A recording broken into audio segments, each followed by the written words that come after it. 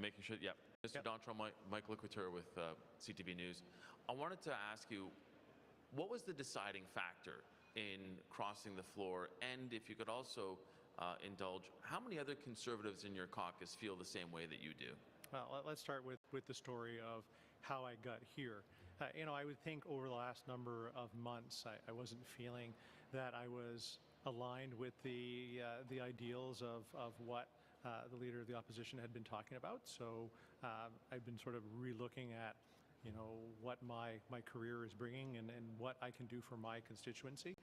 So over the last little bit, talking to many of my friends in the Liberal Party, as Deputy Speaker, I got to know a lot of those members personally, ask questions, see what's going on, and understanding the point that we are in Canadian history, where it's time to actually try to lead a country, to try to make it better. And not try to knock it down, not to continue to be negative. In my case, as a Nova Scotian, we're always trying to find ways to work together to solve the issues that are important to our communities. And I didn't see it by sitting in the opposition. I saw it by being a part of the government caucus. Prochaine question. Sorry, and just in terms of how many other Conservatives feel the same way that you do that are currently sitting in caucus? Yeah, I would suggest that there probably are those that are in the same boat, but I will let them tell their stories if that time comes.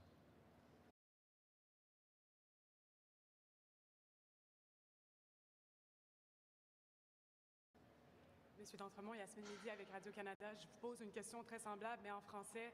Expliquez-nous ce qui a mené à votre décision. Pourquoi est-ce que vous n'étiez plus à l'aise au sein du Parti conservateur?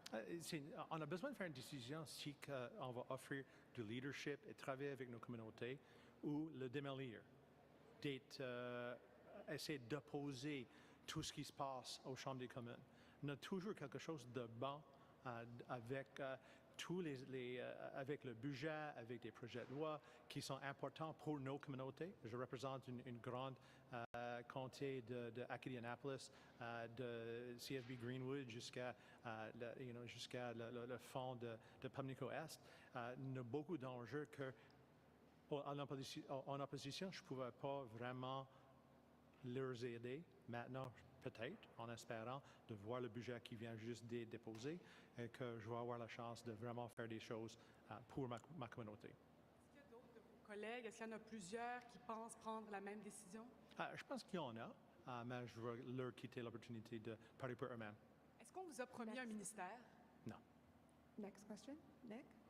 Hi, Mr. D'Entremont, Nick Murray from the Canadian Press. I know you just spoke of Mr. Poilievre and the direction he was going, but I'm just wondering whether the Conservative leadership style perhaps pushed you out of caucus. Well, I think that's probably a part of it. I didn't find I was represented there. That my ideals of an Easterner, of a red Tory, I mean, quite honestly, of trying to find ways to find solutions and help your community rather than trying to oppose everything that's happening. And I think that's the opportunity that's being offered by Prime Minister Carney and the government caucus is to help find solutions at this critical time for Canada.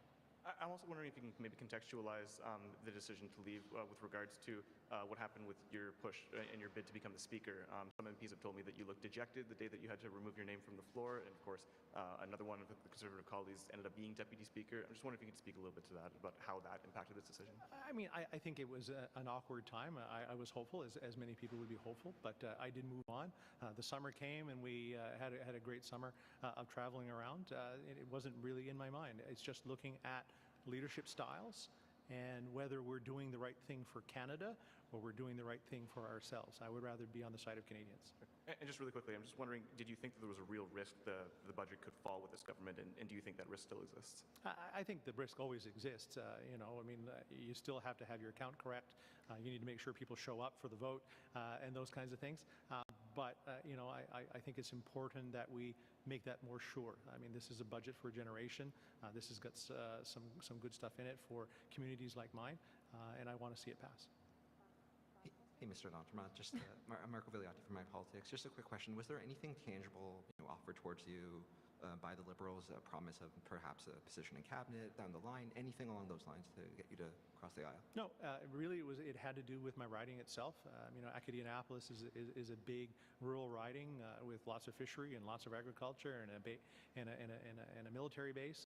I want to make sure that I'm doing the right thing for them, to make sure that they have the housing and the infrastructures that they need. And I felt this budget was one that was going to provide that.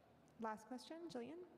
Some of your former colleagues have already been reacting to this news. They've called you a coward, disingenuous, and disloyal. What's your message to your former colleagues? Well, I think they should look at themselves and see if they're offering the right thing to Canadians, of trying to build for the world.